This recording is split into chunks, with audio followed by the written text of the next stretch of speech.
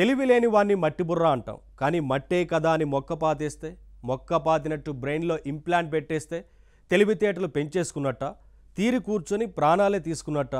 ఏదో సాధించాలన్న ఆత్రం ఉన్న వాళ్ళు ప్రపంచాన్ని అమాంతం మార్చేయాలనుకుంటే అది మానవాళికి మంచి అవుతుందా, మహా ప్రమాదం అవుతుందా?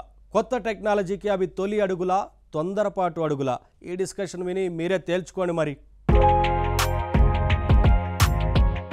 ఒరే, నువ్వు ఎలాన్ మస్క్ న్యూరాలింక్ గురించి విన్నావా? న్యూరాలింకా? అదేంట్రా? మనిషి బ్రెయిన్కి కంప్యూటర్కి లింక్. దీన్నే బ్రెయిన్ కంప్యూటర్ ఇంటర్ఫేస్ అంటున్నారు. మనిషి బ్రెయిన్ పవర్ అంతా కంప్యూటర్లో పెట్టేస్తారా ఏంటి? కాదురా, కంప్యూటర్ చిప్ని పట్టుకొచ్చి మనిషి బ్రెయిన్లో పెడతారట. అయ్యి బాబు, ఇదేంట్రా? ఏదో హాలీవుడ్ సినిమాలాగా.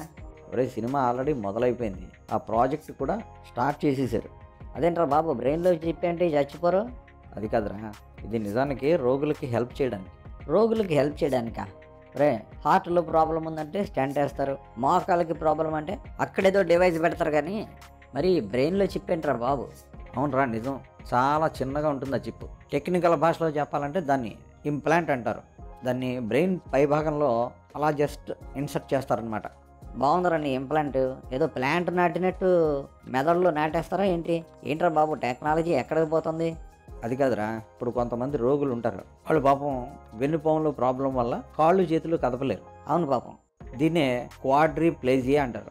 పేర్లు వద్దు కానీ విషయం చెప్పు. మరి ఇలా కాళ్ళు చేతులు సరిగ్గా కదపలేని వాళ్ళకి పాపం పనులు చేయాలని ఉన్న చేతులు కాళ్ళు సహకరించవు. ఒక టీవీ చూడలేరు, మొబైల్ వాడుకోలేరు, కంప్యూటర్తో పని చేయలేరు. ఒరే, కాళ్ళు చేతులు పని చేయకపోతే అసలు రోజువారీ పనులే చేసుకోలేరు. అలాంటిది నువ్వు కంప్యూటర్ మొబైల్ అంటావు. అందుకేరా, ఈ బ్రెయిన్ కంప్యూటర్ ఇంటర్ఫేస్ ఏంటంటే, ఈ చిప్పుని కనుక బ్రెయిన్లో ఇన్సర్ట్ చేస్తే వాళ్ళ ఆలోచనల్ని గుర్తించి కంప్యూటర్లో పనిచేసేస్తారు. అదెలాగరా? అవునరా, వాళ్ళు కంప్యూటర్ చూస్తూ ఇదిగో కర్సర్ ఇటువైపు కదలాలి అనుకున్నారనుకో, ఆ బ్రెయిన్లో ఆ థాట్ని చిప్ గుర్తించి కంప్యూటర్కి పంపిస్తుంది అనమాట. వెంటనే కర్సర్ జరిగిపోతుంది. అవునా? అంటే మనసులో తలుచుకోగానే పనులు జరిగిపోతాయి అన్నమాట. అవునరా, అది అద్భుతమే కదా. ఒరే, ఇప్పటికే సెల్ ఫోన్లు వచ్చాక జనం కళ్ళు వేళ్ళు తప్ప బాడీ అసలు కదపట్లేదు. ఇప్పుడు అందరూ ఒకేలా తయారైపోతారన్నమాట. ఇంకా ఇది ప్రయోగ దశలోనే ఉందరా. దీంట్లో చాలా ప్రాబ్లమ్స్ ఉన్నాయి. అవునా? అవును, మరి ఇది సక్సెస్ అయ్యి రేపు ప్రతివాడు అడ్డదిడ్డంగా వాడితే మనుషుల ప్రాణాలకే ప్రమాదం. ఇంకా చాలా చాలా ప్రాబ్లమ్స్ ఉన్నాయి. ఎవడైనా ఈ చిప్ని హ్యాక్ చేస్తే ఏంటి పరిస్థితి?